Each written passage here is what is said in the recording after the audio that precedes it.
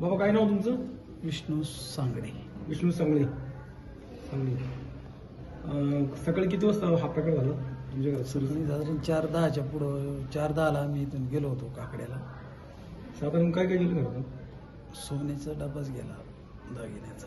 किती होतं अंदाजे? अंदाजे होतं 20 तोळ्याच्या दरम्यान होतं. अंदाजेच होतं. पोलिसांना सांगितले? पोलिसांना सांगितलं. पोलीस आले होते? आले होते.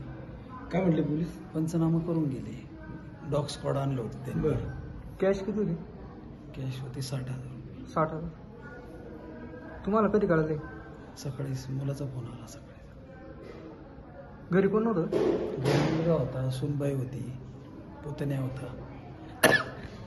त्यांना काही कळालं नाही. तुम्ही कुठं होता?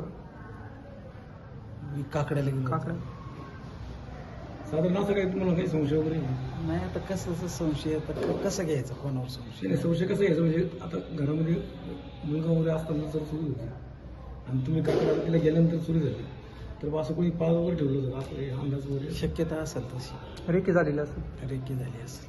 तुमच्या सोसायटीमध्ये वॉचमन नाही आहे ना वॉचमन. वॉचमनना सांगून नव्हते एंट्री केली का कोणी? नाही, वॉचमनला सांगा. वॉचमन दररोज मला दरवाजा उघडून देतोय ना ते गेटचा. नाही, पार्टी सुरू झाली तुम्ही म्हणता, तुम्ही जेव्हा काकड्याला ते तो वॉचमन होता का? या का होता वॉचमन? हा, त्यांनी मला दरवाजा उघडून दिला बरं. आणि मग मी गेलो ना. वॉचमॅन असताना चोरी झाली. हा, तर तसंच म्हणायचं. वॉचमन होताच तिथं ना. CCTV वगैरे इथं आहे? CCTV काय बंद अवस्थेत आहे, त्याचा काय फायदा नाही. बंद आहे का?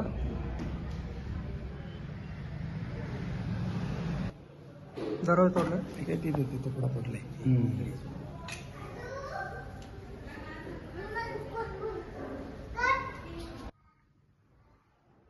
याच्यात कॅश होती ना?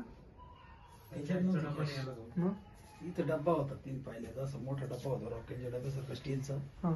तो कोपऱ्यात होता. तेवढाच उचलून घ्या. कपाट तोडलं का? कपाटी साखळी, ही याची तर साखळी तोडली, त्याची साखळी तोडली. कॅश आणि सोनं एकाच कपाटात होतं? हो, एकाच डब्यात होतं.